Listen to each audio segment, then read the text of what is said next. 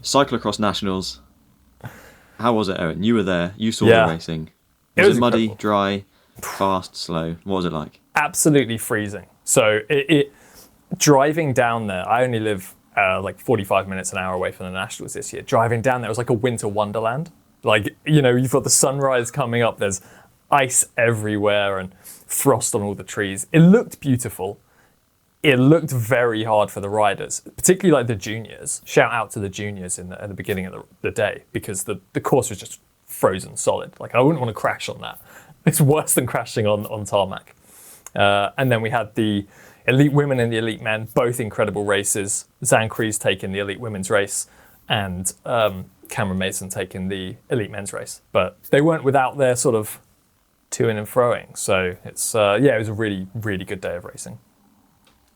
So we bigged up the Cam Mason versus Thomas Mean quite a lot before the race. Looking at the result sheet, doesn't look like there was much of a battle. What happened between those two guys? The result sheets don't tell the full story. So There we go. I set you up there. Yeah, Owen, man, to that was incredible. Cam Mason and Thomas Mean were always going to be the two riders that were battling it out at the front, and they were battling it out. They were kind of neck and neck, taking chunks out of each other. And just when the nature of that course, I mentioned how slippy and icy it was, and as the ice thaws, it gets really kind of sticky and slippy and slidey.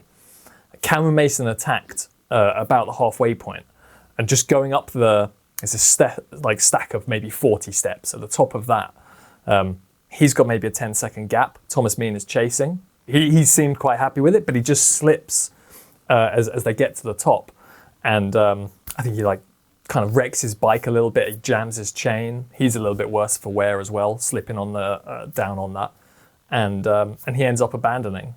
And at that point, honestly, it was a kind of a coronation for Cam Mason. Like, there was no chance of anyone else catching him, and it's such a shame because it feels like we were robbed of like a really good battle.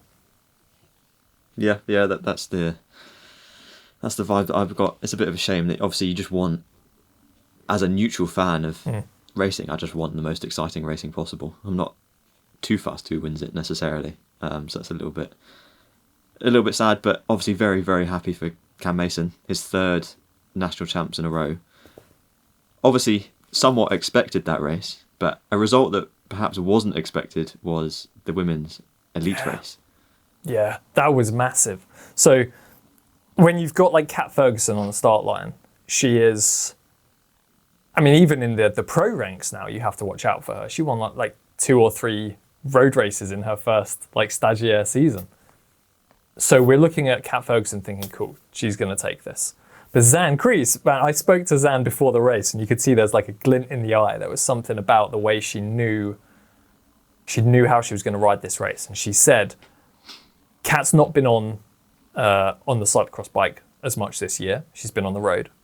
She's going to be lacking a bit on the technical skills. She's maybe going to want to hold back a little bit, and like hold back in terms of the risks.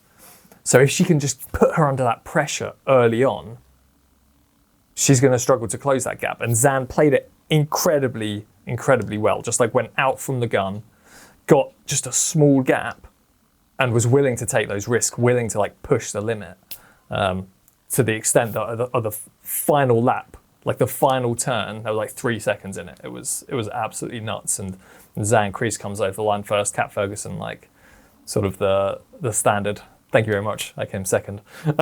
Salute. An amazing, amazing race. Like, that was the battle that we wanted to see in the men's race, but played out in the women's race. And I wouldn't have had it any other way. Zan loved it as well. She was very happy, understandably. Yeah.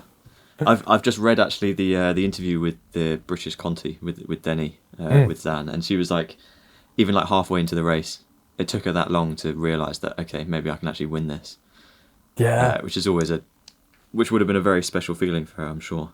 Can you imagine? Yeah, incredible to beat Kat Ferguson. I'm sure, like, 5, 6, even now, but 5, 6 years time, I'm sure we're going to see the results of Kat Ferguson. Yeah, it's going to be one of the top riders in the world. But it shows the talent that's there. Like you think of Kat Ferguson being one of the top riders in the world, and then well, she gets beaten in the National Cyclo-Cross Champs.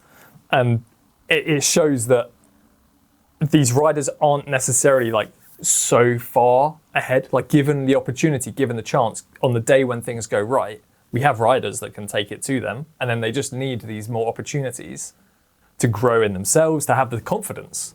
Like if Zan hadn't had the confidence to go out and smash it early, she wouldn't have won that race. But because she did, she took the win.